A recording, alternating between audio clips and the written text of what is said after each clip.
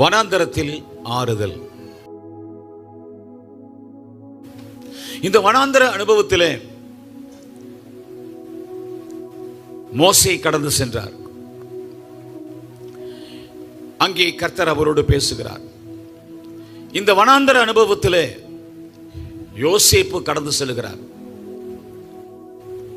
அங்கே ஆண்டவர் அவருக்கு ஒரு ரெஸ்கியூ, ஒரு விடுதலையை கொடுக்கிறார். இந்த வனாந்தர அனுபவத்திலே பேய் பிடித்த மனிதன் இருக்கிறான். இந்த வனாந்தர அனுபவத்திலே எகிப்திலிருந்து புறப்பட்டு வந்த ஜனங்கள் 40 ஆண்டுகள் கடந்து போகிறார்கள். அதற்கு பின்புதான் கானானுக்குள் பிரவேசிக்கிறார்கள். வனாந்தர அனுபவம் தவிர்க்க முடியாதது. வனாந்தரத்திலே பிலேயாம் கர்த்தருடைய பிள்ளைகளை சோதிக்கின்றான். ஆண்டவராகிய இயேசு கிறிஸ்து வனாந்தரத்துக்கு கொண்டு போகப்பட்டார்.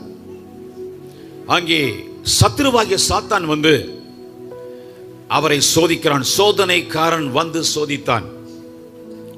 ஆண்டவர் அவனை ஜெயித்தார். வனாந்தரத்துக்கு நாம் அனுப்பப்படுகிறது உண்டு. வனாந்தரத்துக்கு ஆண்டவரே நமக்காக சென்று அதை அனுபவித்திருக்கிறார். மாத்திரமல்ல, சத்துருவை ஜெயித்திருக்கிறார். ஆகையினால் ஒவ்வொரு கர்த்தருடைய பிள்ளைக்கும் வனாந்தர அனுபவம் உண்டு. வனாந்தர அனுபவம் இல்லாமல் ஆசீர்வதிக்கப்பட முடியாது. வனாந்தரத்தின் வழியாக நடக்காமல் கானானுக்குள் பிரவேசிக்க முடியாது. இந்த வனாந்தர அனுபவங்கள் நமக்கு வந்ததே காரணம் என்னவென்றால் பரலோகத்தில் பிரவேசிப்பதற்கு. ஹல்லேலூயா, ஹல்லேலூயா. அவர்கள் இந்த பூமியிலே ஒரு நிலப்பகுதியை சுதந்திரித்துக் கொள்ள அவ்வளவு போராடினார்கள். இஸ்ரவேல் மக்கள், அவர்களிலும் நாம் மேலானவர்கள்.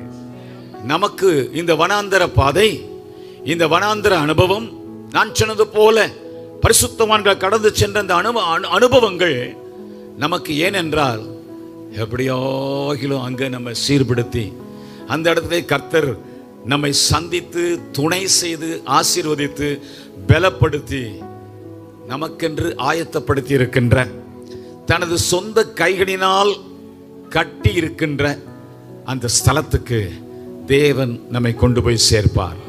ஹல்லேலூயா.